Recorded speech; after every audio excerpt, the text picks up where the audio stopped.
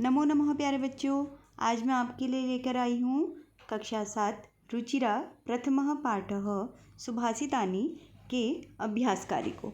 तो इसमें सबसे पहला हमारा जो प्रश्न है वो है यथा योग्यम श्लोकानां मेलयत। श्लोक का जो पंक्ति है उसको हमने सही पंक्ति के साथ उसका मेल करना है। तो हम यहाँ पर देख रहे हैं कि धन धान्य प्रयोगेषु, धन धान्य के प्रयोग में और विद्यायाः संग्रहेषु, सबसे पहला हमारा ये हो जाएगा विस्मयो नाहि कर्तव्यम, वसुंधरा बहुरत्ना वसुंधरा, तो दूसरा हमारा ये हो जाएगा सत्येन धार्यते पृथ्वी सत्येन तपते रवि। ठीक है। सद्भिः विवादम मैत्रीम च, फिर क्या है ना सद्भिः किंचित अचरेत, तो फोर्थ हमारा ये हो जाएगा आहारे व्यवहारे च त्यक्त लज्जः सुखी भवेत्। इस प्रकार से हमारे श्लोक की पंक्तियाँ ऐसे क्रमबद्ध रूप से हो जाएंगी। इसको आप ऐसे करके भी देख सकते हैं। धन धान्य प्रयोगेषु विद्यायाः संग्रहेषु, ये सारे मैंने आपके लिए श्लोक मिला करके रखे हुए हैं। अगला हमारा है एक पदेन उत्तरत। अब हमने इसमें क्या करना है बच्चा, एक पद में उत्तर देना है। तो पृथ्व्याम कति रत्नानि, पृथ्वी में कितने रत्न हैं, तो हमने जैसे पढ़ा है त्रीणि, कितने रत्न हैं, त्रीणि रत्नानि। ठीक है। दूसरा प्रश्न है हमारा मूढ़ः कुत्र रत्न संज्ञा विधीयते, मूर्ख लोग रत्नों की संज्ञा किसको देते हैं, पाषाण खंडेषु, ये हो जाएगा हमारा। पृथ्व्याम केन धार्यते, पृथ्वी को किसने धारण किया हुआ है, तो यहाँ पर हम आ जाएगा सत्येन, पृथ्वी को सत्य ने धारण किया हुआ है।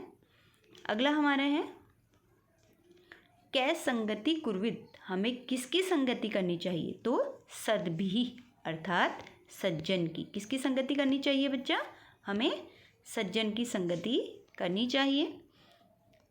इसके बाद हमारा अगला क्या है लोके वशीकृता का, लोक को संसार को वशीकृत करने वाला क्या है, तो क्षमा, हमारा आंसर क्या हो जाएगा क्षमा। तो आप इस प्रकार से यहाँ से क्वेश्चन के आंसरों को देख सकते। ठीक है बच्चा। इसके बाद अभी हमने क्या करा बच्चा, क्वेश्चन के आंसर दिए, प्रश्नों के उत्तर दिए। अब हमें उत्तर में से प्रश्न बनाने, अर्थात वाक्य है उसको हमने प्रश्न में बदलना है। जैसे कोई कहता है कि मेरा नाम सीता है, तो इसको हम प्रश्न में कैसे कन्वर्ट करते हैं, मेरा नाम क्या है। ठीक है। तो इस प्रकार से हम प्रश्नवाचक शब्दों का प्रयोग करके यहाँ पर प्रश्न निर्माण करेंगे। जैसे कि आप यहाँ पे देखते हैं सत्येन वाति वायुश्च, सत्य से ही वायु बहती है, तो किससे बहती है, किससे को कहते हैं केन, केन वाति वायुश्च। सद्भिः एव सहासितः, सज्जन के साथ रहना चाहिए। कैः, कैः एव सहासितः, किसके साथ रहना चाहिए। ठीक है। इसके बाद है वसुंधरा बहुरत्ना भवति, वसुंधरा में धरती में और भी बहुत सारे रत्न हैं, किसमें बहुत सारे रत्न हैं, का। ठीक है। फिर है विद्यायाः संग्रहेषु त्यक्त लज्जः सुखी भवेत्, किसके संग्रह, किसके संग्रह को, किसको प्राप्त करने से सुखी रहता है व्यक्ति, तो वो क्या है विद्यायाः संग्रहेषु। जो हमारा अगला है वह है सद्भिः मैत्रीम कुर्वित, हमें सज्जन के साथ मित्रता करनी चाहिए, तो काम, सद्भिः काम कुर्वित, हमें सज्जन के साथ क्या करना चाहिए, तो मित्रता करनी चाहिए। इस प्रकार से आप देख सकते हैं। अब देखो बच्चों, अभी हमने सबसे ऊपर पढ़ा था एक पदेन उत्तरत, अब हमने लिखा है प्रश्नानाम उत्तराणि लिखत। अब हमने पूर्ण वाक्य के साथ, वाक्य प्रयोग के साथ हमने प्रश्नों के उत्तर लिखने हैं। तो यहाँ पर आप देख सकते हैं कुत्र विस्मयम न कर्तव्यम, हमें कहाँ पे संकोच नहीं करना चाहिए या घमंड नहीं करना चाहिए, तो इसका आंसर है ये है आपका दाने तपसि शौर्य च विज्ञाने विनये नये विस्मयः नाहि कर्तव्यम। ठीक है। दूसरा है पृथिव्याम त्रीणि रत्नानि कानि, पृथ्वी के 3 रत्न कौन से हैं, पृथिव्याम त्रीणि रत्नानि जल अन्नम सुभाषितम सन्ति। ठीक है। त्यक्त लज्जः कुत्र सुखी भवेत्, लज्जा को त्याग देने से लज्जा को हमें कहाँ पर त्याग देना चाहिए? तो हमें कहाँ पर? आहारे व्यवहारे सुखी भवेत्।